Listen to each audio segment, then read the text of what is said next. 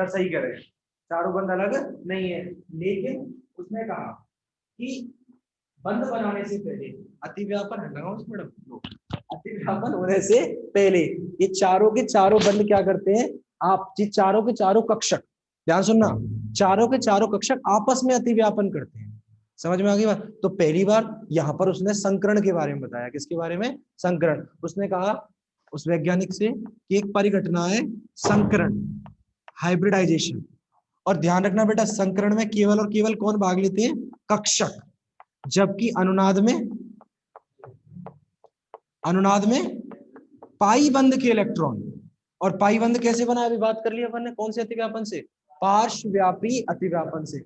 संकरण में कक्षक भाग लेते हैं। उसने कहा कि कक्षक बंद बनाने से पहले, अतिव्यापन करने से पहले केंद्रीय परमाणु के कक्षक, CH4 में केंद्रीय परमाणु कौन है? कार्बन। और केंद्रीय परमाणु कैसे देखते हैं? पहला नंबर याद रखना, हाइड्रोजन और हीलियम कभी भी केंद्रीय परमाणु नहीं हो सकते। नंबर दूसरा, जिनकी संख्याएं कम हो। CH4 में कम कौन है? कार्बन, तो कार्बन हो गया केंद्रीय परमाणु। लेकिन यदि संख्याएं समान हो तो कौन केंद्रीय परमाणु होगा? जैसे डार्जन अभिक्रिया कराई थी मैंने, SOCl2 थायोनिल क्लोराइड, इसमें पूछा जाए आपसे केंद्रीय परमाणु कौन है, तो आप कैसे देखोगे? देखो, जिसकी संख्या सबसे कम हो। पहला पॉइंट हाइड्रोजन और हीलियम, वो तो है ही नहीं, कलेश काट दिया। दूसरा कौन सा है बेटा? जिसकी संख्या कम हो। संख्या किस किसकी कम है? सल्फर की और ऑक्सीजन की। अब इन दो में से एक है, और वो कौन सा है बेटा? जिसकी विद्युत ऋणता कम है। तो विद्युत ऋणता किसकी कम है?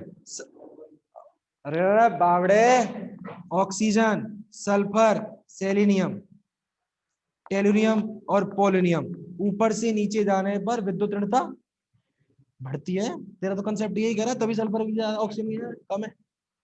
ऊपर से नीचे जाने पर विद्युत ऋणता कम होती जाती है। भाई सबसे ज्यादा ऊपर से नीचे जाने पर आकार बढ़ता है, आकार बढ़ता है तो विद्युत ऋणता भी घटती जाती है। समझ में आ गई यहाँ तक? तो बताओ SOCl2 में केंद्रीय परमाणु कौन है? सल्फर। देख लोगे आसानी से? अरे हाँ तो बोलो। पहला पॉइंट, हाइड्रोजन और हीलियम नहीं हो सकते। दूसरा पॉइंट, जिसकी संख्या कम हो। और तीसरा पॉइंट, अगर संख्या समान हो तो जिसकी विद्युत ऋणता। ओके डन, चलो आ जाओ।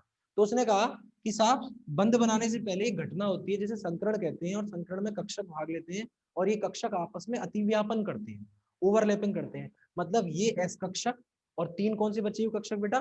P कक्षक आपस में ओवरलैपिंग करते हैं और अतिव्यापन करके कौन कौन से कक्षक बेटा? इधर देखो, इधर देखो, एक S कक्षक और तीन कौन से कक्षक बेटा? P कक्षक आपस में अतिव्यापन करते हैं। चूंकि इस संकरण में एक S कक्षक और तीन P कक्षक भाग ले रहे हैं, तो इस संकरण का नाम क्या हो गया? sp3 संकरण। समझ में आ गई बात? और संकरण में भाग लेकर समान संख्या में समान ऊर्जा के नए कक्षक बनाते हैं। ठीक है बेटा, जिनको हम संकरित कक्षक कहते हैं। वे कक्षक जो संकरण में भाग लेते हैं उन्हें संकरित कक्षक कहते हैं, और जो नहीं लेते उन्हें असंकरित कक्षक लेते हैं। ये चारों भाग ले रहे हैं, ये चारों क्या है? संकरित कक्षक। एक क्वेश्चन ध्यान रखना आपसे अपने दिमाग में, इसकी ऊपर वाली पाली और नीचे वाली पाली दोनों की साइज कैसी है? सेम है। दोनों का आकार कैसा? समान है। जिनकी दो पालियों के आकार समान हो वो तो कहलाते हैं बेटा असंकरित कक्षक। कौन से? और संकरित कक्षकों की एक पाली तो छोटी होती है और एक पाली बड़ी, इस तरीके से। ये कौन सा कक्षक बनेगा? ऐसा वास्तविकता में कुछ नहीं होता। क्या चल रही है पूरी? पर ये सारे क्वेश्चन देखना, तो मैं एक अभी जोरदार आंसर देके जाऊंगा, बहुत जोरदार आंसर निकलेगा यहाँ से। ऐसे बनाते हैं। तो कितने कक्षक बनेंगे टोटल बेटा ऐसे? इधर कितने हैं तो इधर भी कितने बनेंगे? संकरण वह परिघटना है जिसमें लगभग असमान ऊर्जा के, असमान आकृति के कक्षक आपस में अतिव्यापन करके समान ऊर्जा, समान आकृति और समान संख्या के नए कक्षक बनाते हैं। इस परिघटना को ही संकरण के नाम से जाना जाता है। संकरित कक्षकों में एक पाली छोटी और एक पाली बड़ी होती है। देखो 4 2 ऐसे 4 पाली बनेंगी। बन गई बेटा 4 पाली? अरे हाँ है ना। और त्रिविमीय में, त्रिविम मतलब इस खाली स्थान में, ये इस प्रकार से अभिविन्यासित होती हैं, इस प्रकार से ओरिएंटेड होती हैं कि इनके मध्य में प्रतिकर्षण कैसा हो? ज्यादा से ज्यादा है, कम से कम? कम से कम। बहुत बढ़िया, क्योंकि प्रतिकर्षण कम होगा तो ऊर्जा कम होगी, ऊर्जा कम होगी तो स्थायित्व। और केमिस्ट्री में और लाइफ में हमें वही काम करने हैं जिनमें स्थायित्व के मान में वृद्धि होती है, लेकिन अपन उल्टे चलते हैं। समझ में आ गई यहाँ तक की बात? बन गया। अब सपोज दैट एक S कक्षक भाग लेता और एक P कक्षक भाग लेता, तो कौन सा अतिव्यापन होता? sp अतिव्यापन। कितने संकरित कक्षक बनते? दो। भाई एक एस और एक पी ने भाग लिया, जितने भाग लेंगे उतने ही बनेंगे, दो बनते इस तरीके से। और दो इस प्रकार से अभिविन्यासित होते हैं। देखो आपने डायग्राम अगर देखा होगा ना किसी ने, ऐसा डायग्राम देखा होगा एसपी संकरण का, वो एसपी संकरण का डायग्राम इस प्रकार से, ठीक है। अरे हाँ या ना। इसमें जो बड़ी वाली लॉब होती है इसको बोलते हैं बंधी, और जो पीछे वाली होती है इसे बोलते हैं अबंधी। जो बंद बनाने में भाग ले वो बंदी, और जो नहीं ले वो अबंदी। बंदी लॉब के अंदर कौन उपस्थित होते हैं? इलेक्ट्रॉन प्रेजेंट, जबकि अबंदी लॉब के अंदर इलेक्ट्रॉन नहीं होते। लाओ देखो पेन लाओ। SN2 अभिक्रियाएं पढ़ाई थी, अरे हाँ या ना। SN2 अभिक्रियाएं पढ़ाई थी। SN2 अभिक्रियाओं में नाभिक स्नेही कहां से अटैक कर रहा था? पीछे से अटैक कर रहा था। SN2 अभिक्रिया एल्किल हैलाइडों की पढ़ाई थी। एल्किल हैलाइड क्या था? CH3Cl। इसी तरीके से होता है एल्किल हैलाइड CH3Cl। SN1 में इसका प्रतिस्थापन हो रहा था क्लोरीन का, और इसकी जगह कार्बोकेटाइन बन रहा था, और नया नाभिक स्नेही आकर जुड़ रहा था। देखो सुनो, इस CH3Cl में इस कार्बन का संकरण sp3 है। sp3 संकरण का मतलब इसकी आकृति कैसी होगी बेटा? चतुष्फल की टेट्राहेड्रल। अरे हाँ या ना, यही हुई कि नहीं हुई? इसका मतलब ये जो बंद बने हुए हैं ये कौन से कक्षकों से बने हुए हैं? संकरित कक्षकों से बने हुए हैं। इसका मतलब ये वाली लॉब बड़ी वाली लॉब होगी, ये वाली लॉब क्या है? बड़ी लॉब है, और यहाँ हाइड्रोजन का 1s कक्षक अतिव्यापन कर रहा है। 1s मतलब स्फेरिकल। ये बड़ी वाली लॉब जिसे बंदी कह रहा हूं, जिसके अंदर कौन प्रेजेंट है? इलेक्ट्रॉन प्रेजेंट है। और पीछे वो छोटी सी होगी, जो अबंधी है, जिसमें इलेक्ट्रॉन उपस्थित नहीं होगा। ऐसे ही सेम ऊपर से घटना होगी, सेम यहाँ से। अब नाभिक इसने ही आया आक्रमण करने के लिए। नाभिक स्नेही पर कैसा आवेश होता है लोकेंद्र? नाभिक स्नेही पर नेगेटिव चार्ज। और ये जो आगे जो बड़ी वाली लॉब बनी हुई है इसमें कौन प्रेजेंट है? और इलेक्ट्रॉन पर कैसा आवेश है? और नाभिक स्नेही पर भी आगे से अटैक करने को आता है, आगे से ही आता है, लेकिन आगे भी खुद पे भी नेगेटिव और सामने भी नेगेटिव। नेगेटिव को प्रतिकर्षित करता है, और जब प्रतिकर्षित करता है तो ये आगे से अटैक नहीं कर पाता। लेकिन SN2 अभिक्रियाओं में कहां से अटैक होता है? क्यों होता है पीछे से अटैक? समझ में आ गई बात? क्योंकि आगे तो बड़ी वाली लॉब है और पीछे छोटी वाली लॉब है जिसमें इलेक्ट्रॉन उपस्थित नहीं है। तो आराम से आगे से आया, प्रतिकर्षण मिला, प्रतिकर्षण घूम के पीछे से आता है। पेन देना एक, घूम के सपोज दैट पीछे से आता है, और पीछे से आके यू करके इस तरीके से, एग्जैक्ट जगह पर नहीं लग रहा, ठीक है, इस तरह लगा लेना, यहाँ मान लेना यहाँ लगा हुआ है, ठीक है, यहाँ के जुड़ गया। तो इस समय कार्बन की संयोजकता कितनी हो गई? और संकरण अवस्था बनती है जिसमें कार्बन की संयोजकता लगभग पीछे से आता है जुड़ते हुए, इलेक्ट्रॉन घनत्व को देना शुरू करता है, और ये वाला आगे से टूटना धीरे धीरे स्टार्ट, और इस तरीके से उत्पाद का निर्माण होता है। समझ गए ना बात बेटा कि SN2 अभिक्रियाओं में कैसे प्रोडक्ट बनता है? समझ में आ गए क्यों पीछे से अटैक करता है? तो ध्यान रहेगी, जब भी संकरित कक्षक बनेगा तो संकरित कक्षक की एक पाली तो छोटी होगी और एक पाली क्या होगी? बड़ी होगी। जो बड़ी पाली होती है उसे बंदी कहते हैं, और उसके अंदर कौन उपस्थित होते हैं? इलेक्ट्रॉन उपस्थित होते हैं। जो छोटी पाली होती है वो अबंधी होती है और उसमें इलेक्ट्रॉन उपस्थित नहीं होते। ठीक है, तो पॉलिंग ने कहा कि ये चारों कक्षक आपस में अतिव्यापन करते हैं, और अतिव्यापन करके इस प्रकार के नए कक्षक बनाते हैं। और अब प्रत्येक कक्षक का नाम, अब कोई S नहीं है, कोई PX नहीं है, कोई PY नहीं है, कोई PZ नहीं है, प्रत्येक कक्षक sp3 कक्षक है। कितने sp3 कक्षक बनेंगे टोटल? 4। इसको मैं sp3 क्यों कह रहा हूं अभी बताता हूं बेटा, कि इस कक्षक के अंदर S के लक्षण भी हैं, P के लक्षण भी हैं, PX के भी हैं, PY के भी हैं, और PZ के भी हैं। इसके अंदर S के भी हैं, PX के भी हैं, PY के भी हैं, और PZ के भी हैं। sp3 में प्रतिशत S लक्षण कितने होंगे? परसेंट कितने में से निकालते हैं? 100 में से। 100 में कितने कक्षक हैं? 4 में से 1 S है और 3 P है। 4 में 100 का भाग देना 25। S कक्षक कितना हुआ? तो कोई दिक्कत किसी को इसमें? इसका मतलब 25% S कक्षक के लक्षण इसमें आ गए, 25% इसमें आ गए, 25% इसमें आ गए, 25% हो गए ना सारे कक्षक एक से। तो उसने कहा कि साहब न तो कोई S है यहाँ पर, न कोई PX है, न कोई PY है, न कोई PZ है, सारे के सारे कक्षक कौन से हैं? sp3। क्लियर है? समझ में आ गई बात? हटाओ इसे, देखो आगे सुनो कहानी, क्या कहानी होती है। sp3 इसका मतलब ये 4 हो गए, और ये चारों में इलेक्ट्रॉन आ गए, 1 2 3 4। चारों sp3 कक्षक हैं जिनमें इलेक्ट्रॉन उपस्थित है। अब कौन आया इसके पास? हाइड्रोजन, हाइड्रोजन और हाइड्रोजन और हाइड्रोजन। तो इस बार जो अतिव्यापन होगा बेटा वो किस किस के बीच में होगा? किस किस के बीच में होगा? sp3 कक्षक और हाइड्रोजन, sp3 और हाइड्रोजन, sp3 और हाइड्रोजन का कौन सा? s, s, sp3 s और sp3। बताना चारों अतिव्यापन एक जैसे हैं अलग अलग हैं? तो बनने वाले बंध भी लीवेल खड़ा हुआ, यही तो कह रहा था मैं इतनी देर से, तू समझ नहीं रहा था यार। बहुत बढ़िया पोलिंग, वेरी गुड, अच्छा काम किया है तूने, ठीक है, मैं यही समझा था, मैं भी समझ में आ गई बात। तो चारों बन गए। पोलिंग ने कहा हाँ सर आप सही कह रहे हो, बिल्कुल आपने ही तो सिखाया है मुझे, दोस्त था, मान गया। तुम्हारे जैसा होता तो काहे को बकवास कर रहा हो, मैंने बताया भाई, ठीक है। तो यहाँ पर पोलिंग ने किसकी अवधारणा दी बेटा? संकरण की। समझ गए संकरण कैसे आया, कैसे बंधों का अतिव्यापन होता है, क्या होता है क्या नहीं होता, सारी चीज हो गई। संकरण सिग्मा बंधों के बारे में बात करेगा। संकरण में कक्षक भाग लेंगे, एक ही परमाणु के कक्षक भाग लेंगे, कार्बन के कक्षक भाग लेंगे आपस में, अतिव्यापन करेंगे, समान ऊर्जा समान आकृति समान संख्या के नए कक्षक बनाएंगे। जो भाग लेते हैं उन्हें संकृत कक्षक कहते हैं, जो नहीं लेते उन्हें। क्लियर है यहाँ तक की बात? संकृत कक्षकों की एक पाली छोटी और एक पाली, जबकि असंकृत कक्षकों की दोनों पाली। कर लोगे यहाँ तक की बात? अब आ जाओ संकरण पे। अब मैं तुम्हें क्या स्टार्ट करवाता हूँ, कितना टाइम हो गया? 10 मिनट अभी तो, ठीक है। संकरण के बारे में बताता हूँ कि संकरण क्या कहानी है पूरी की पूरी। देखो सुनो,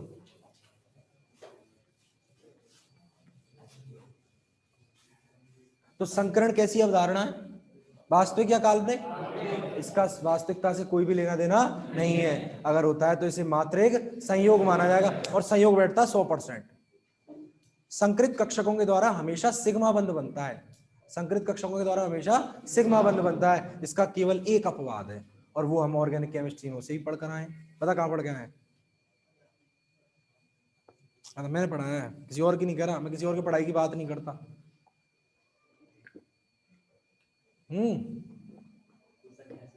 बेंजाइन, बेंजाइन पढ़ाया था मध्यवर्ती। बेंजाइन में कुल कितने पाई बंद हैं बेटा? फर्स्ट क्लास को ले लिया करो। ये रहा बेंजाइन, 4, सही कह रहा है, शाबाश।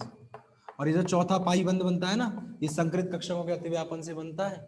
मैं आपसे क्या कह रहा हूँ, ऑर्गेनिक केमिस्ट्री अब ज्यादा क्लियर होगी जब हम इनऑर्गेनिक पढ़ेंगे। सारे कंसेप्टों को बता दूंगा तुम्हें, और तुम्हें सब समझ में आने लग जाएगा, टंच हो जाएगा दिमाग तुम्हारा एकदम।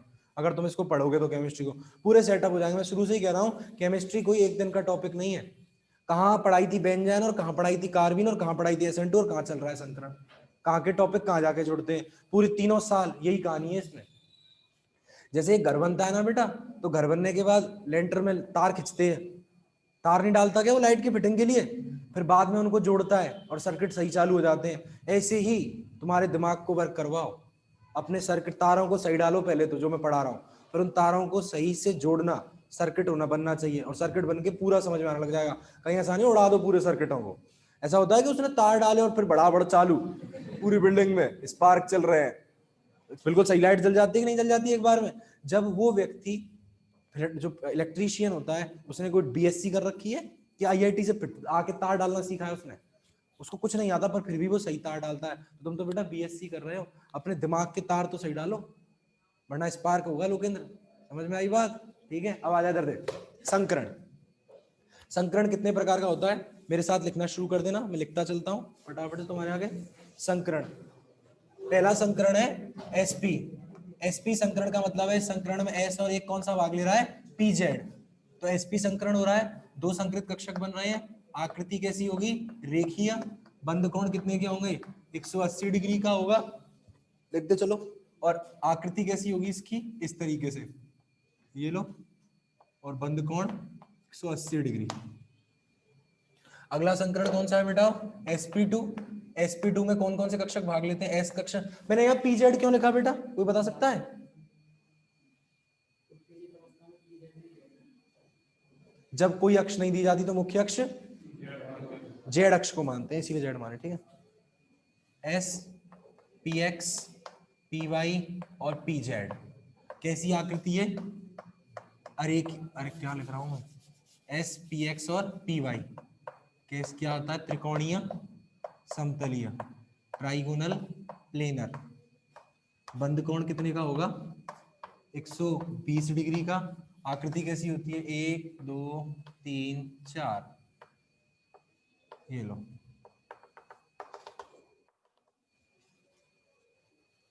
नेक्स्ट संकरण है तीसरा, sp3। sp3 में एक s, एक px, एक py और एक कौन सा? pz। कैसी आकृति होती है? चतुष्क फलकीय, टेट्राहेड्रल। बंद कोण का मान 109 डिग्री 28 मिनट। याद करना बेटा सब फटाफट इन सब चीजों को। 109 डिग्री 28 मिनट। सिलेबस फटाफट सिलट जाएगा, पता नहीं चलेगी तुम्हें।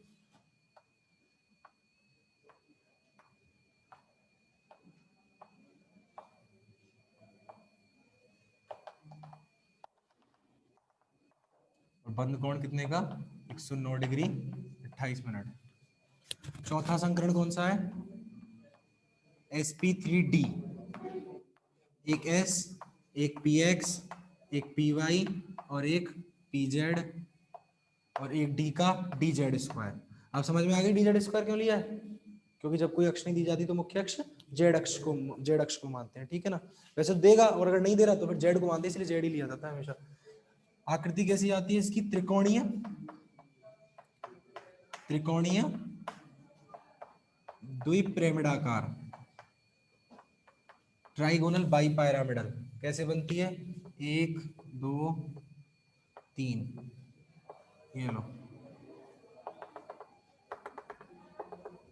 एक ऊपर की तरफ और एक नीचे की तरफ। ये लो। उसके बाद है पांचवा, sp3d2। एक s, एक px, एक py, एक pz और d कौन से भाग लेंगे बेटा? दोनों d एक जैसे होने चाहिए। और वो दो d एक जैसे कौन कौन से हैं? 3 का सेट बनाया था और एक 2 का सेट बनाया था। 2 का सेट कौन कौन से थे? जो अक्षों के ऊपर उपस्थित थे। कौन कौन से थे वो? D X square dash Y square और डी। अब इन सब चीजें जो लिखाई है ना आज के लिए, ये ट्रिक्स हैं, सारी टॉपिक्स हैं, इन सबको पढ़ना, घर जाके जितने चार्ट बनवाए इन सबको पढ़ना। ये तुम्हारे नोट्सों में नहीं दे रखे। कैसी आकृति आएगी कन्हैया? अष्टफलकीय, ऑक्टाहेड्रल। अष्टफल की आकृति कैसी होती है? 1 2 3 4 1। एक ऊपर और एक नीचे। ये लो, बन गई अष्टफल की ऑक्टाहेड्रल। और त्रिकोणीय द्विपिरामिडाकार में ये वाला बंद तो कितने का होता है? 120 डिग्री का, और ये वाला 90 डिग्री का। इसमें सारे के सारे कितने के होते हैं? 90 डिग्री के। अगला कौन सा है? छठवां, hybridisation. sp sp2 sp3 sp3d sp3d2 और sp3d3। sp3d3 में एक s, एक px, एक py, एक pz। कोई बता सकता है 3d कौन से होंगे? वेरी गुड, dxy, dyz और dzx जोड़े में चलते हैं, हमेशा इनका फिक्स रहता है, अलग नहीं होते।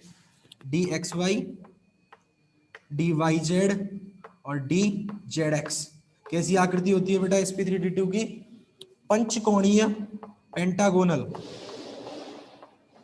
पंचकोणीय द्विपिरामिडाकार। कैसे बनती है देखो? 1 2 3 4 5।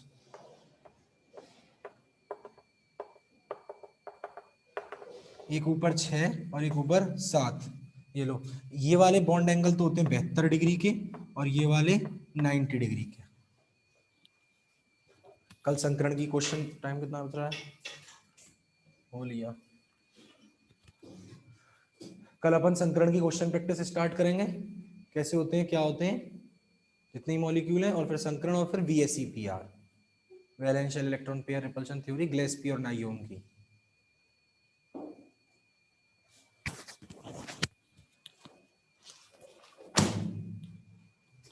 ठीक है, देखो एक चीज समझाता हूँ मैं आपको इसमें।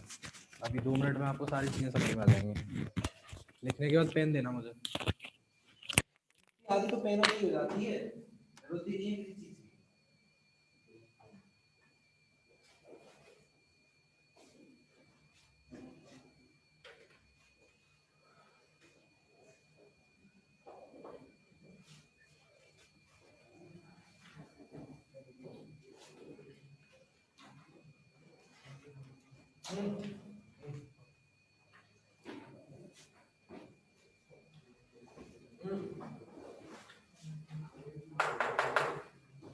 देखो बेटा वेट कर एसपी पहला समीकरण कौन सा है एसपी एसपी तो ये हो गया रेखीय आकृति रेखीय बंद कोण का मान आपको पता है कितना हो गया 180 डिग्री दूसरा कौन सा है sp2 आकृति बना के दिखाता हूं ये समझ में आ गया त्रिकोणीय समतलीय ट्राइगोनल प्लेनर ये कौन सी हो गई त्रिकोणीय समतलीय ट्राइगोनल प्लेनर एरोमेटिकता के लिए प्रत्येक कार्बन परमाणु का संकरण क्या होना चाहिए sp2 होना चाहिए पढ़कर आए sp2 संकरण होना चाहिए sp2 संकरण त्रिकोणीय समतलीय वृत्त कितने डिग्री का होता है पूरा 160 में 3% है 3 का भाग लगा दो 120